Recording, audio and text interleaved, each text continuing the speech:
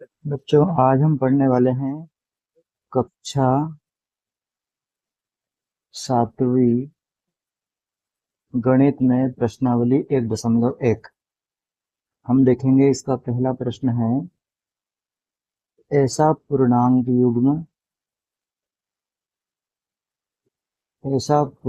युग्म जिसका या जिनका योग ऋण 7 हो। तो हम देखेंगे कि इसका उत्तर किस प्रकार लिखेंगे। तो लिखेंगे उत्तर वह युग्म। तो हमको दो संख्याओं को जोड़कर योग ऋण 7 लाना है। तो इसका आसान तरीका होता है कि हम ऋण 1 लिखें और उसमें ऋण 6 लिख दें। तो ऋण 1 और ऋण 6 को हम जोड़ के देखेंगे तो ये हमारा हो जाएगा ऋण 7। इसी प्रकार इसका नंबर 2 देखते हैं, अंतर ऋण 10 हो। जब अंतर पूछे तो हमको उसको इस प्रकार लिखना है, वह युग्म ऋण 1 तथा 9 है या होगा। कैसे लिखेंगे? ये ऋण 1 में अगर हम धन की संख्या 9 ले लेंगे तो ये भी ऋण हो गया और ये भी ऋण हो गया, दोनों जुड़ेंगे तो ये हो जाएगा ऋण 10। तीसरा है योग 0 हो। तो हम लिखेंगे वह युग्म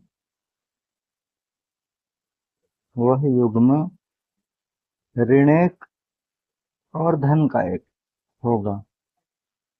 क्योंकि क्या है, कोई भी दो एक जैसी संख्या लेकिन चिन्ह अलग अलग अगर है तो उनका योग करने पर 0 आता है। इस प्रकार हम पहले प्रश्न को हल कर लेंगे। प्रश्न नंबर 2। प्रश्न नंबर 2 में है, एक ऐसा ऋणात्मक युग्म एक ऐसा ऋणात्मक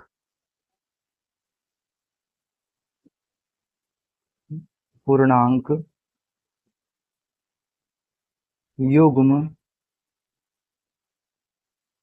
लिखना है जिसका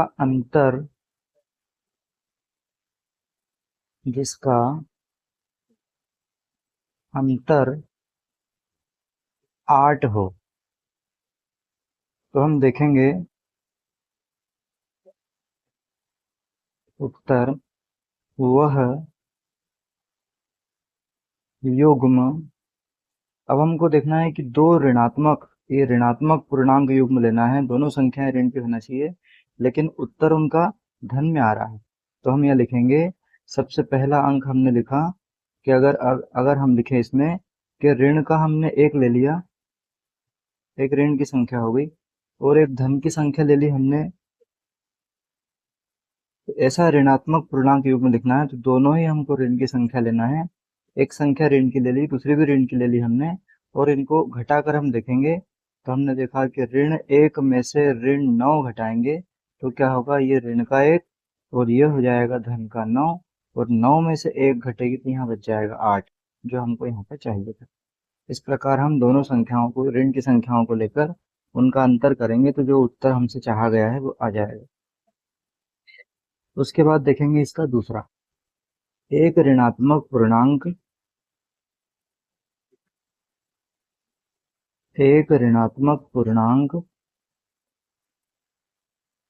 तथा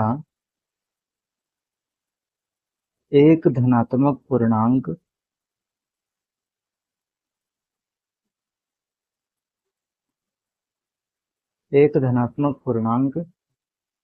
लिखिए जिनका योग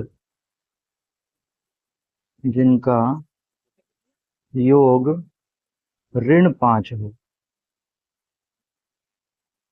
ऐसी कंडीशन में हम देखेंगे कि दोनों संख्याएं अलग अलग लेना है और योग करना है, और उत्तर हमको ऋण में चाहिए। तो ऐसी स्थिति में हमको ये ध्यान रखना है कि अगर योग हो रहा हो और उत्तर ऋण में हो तो ऋण की संख्या को बड़ी लेंगे। तो यहाँ हम लिख सकते हैं वह युग्म ऋण 6 और 1 होगा, क्योंकि हम ऋण 6 में अगर 1 को जोड़ेंगे तो हमारा उत्तर जो है वो ऋण 5 आ जाएगा। ऐसे ही हम यहाँ बढ़ा सकते हैं, ऋण 7 2 ले सकते हैं, ऋण 8 3 ले सकते हैं। ऐसे इन संख्याओं में भी कर सकते हैं हम फेरबदल, लेकिन शुरुआत 1 से करी है तो याद रखने में दिक्कत नहीं होगी। उसके बाद सी, तीसरा देखते हैं, एक ऋणात्मक पूर्णांक, एक ऋणात्मक पूर्णांक तथा एक धनात्मक पूर्णांक,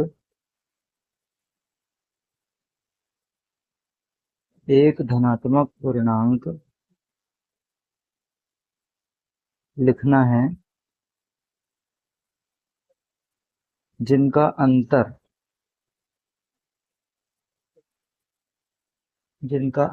ऋण 3 है। तो हम देखेंगे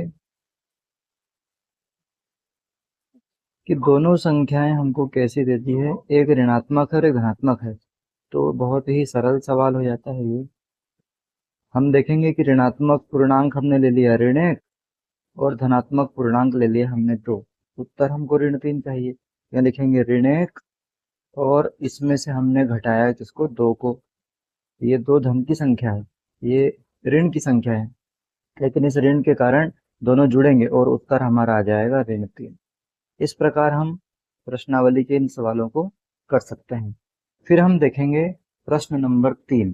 प्रश्न नंबर 3 में दिया हुआ है कि किसी प्रश्नोत्तरी के 3 उत्तरोत्तर चक्करों में टीम ए द्वारा प्राप्त अंक, यह लिखेंगे टीम ए द्वारा प्राप्त अंक, कितने अंक प्राप्त हो रहे हैं उसको, टीम ए को अंक प्राप्त हो रहे हैं ऋण 40, उसके बाद हो रहे हैं 10, उसके बाद हो रहे हैं 0। 3 प्रकार के 3 अंक मिले उसको। उसने इस प्रश्न का उत्तर गलत दिया, गलत देने पर ऋण 40, यहाँ सही दिया तो 10 नंबर, और यहाँ उसने उत्तर नहीं दे पाई टीम तो 0 मिला। इस प्रकार 40 रुपए का कर्जा था, 10 रुपए दे दिया तो उसके ऊपर 30 रुपए कर्जा बच गया। हम घटाकर इस प्रकार देख सकते हैं, या 40 में से 10 जाएगी, 30 बचेगा और बड़ी संख्या के सामने का चिन्ह लगा देंगे। यहाँ लिखेंगे फिर टीम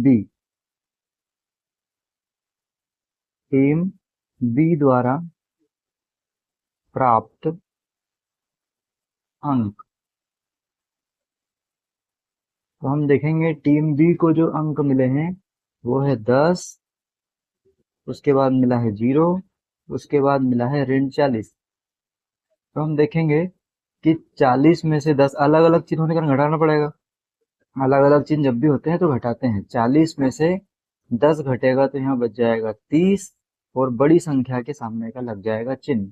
तो इस प्रश्न में ये पूछा गया था कि ऋण 40, 10 और 0 तथा 10, 0 ऋण 40 किसी भी क्रम में सेम संख्याओं को लिखकर अगर हम जोड़ते हैं तो क्या उत्तर एक जैसा आता है?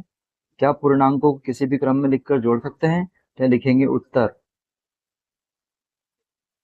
उत्तर में लिखेंगे हाँ, पूर्णांकों को किसी भी क्रम में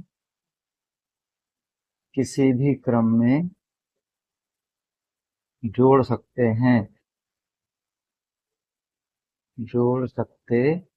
हैं, इस प्रकार ये तीसरा प्रश्न हो जाएगा।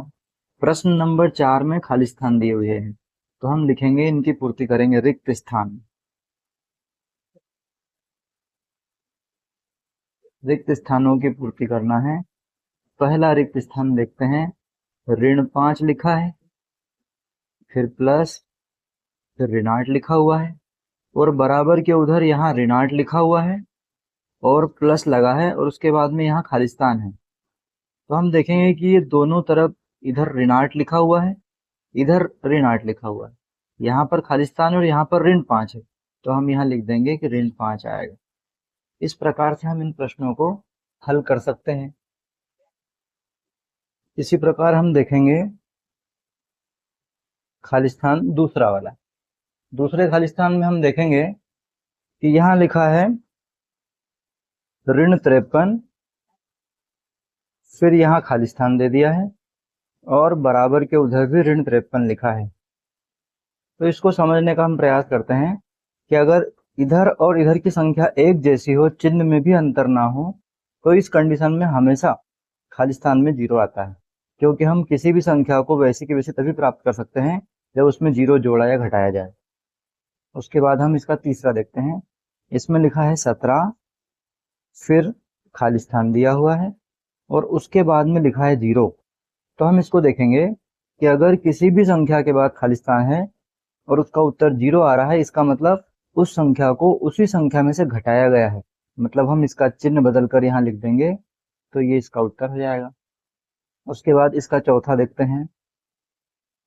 इसमें बड़े कोष्ठक के अंदर लिखा हुआ है 13, उसके बाद लिखा है धन ऋण 12, बड़ा कोष्ठक बंद है, फिर धन, फिर यहाँ खालिस्तान है, उसके बाद इधर लिखा हुआ है 13, फिर प्लस, फिर बड़ा कोष्ठक, फिर ऋण 12 और फिर ऋण 7।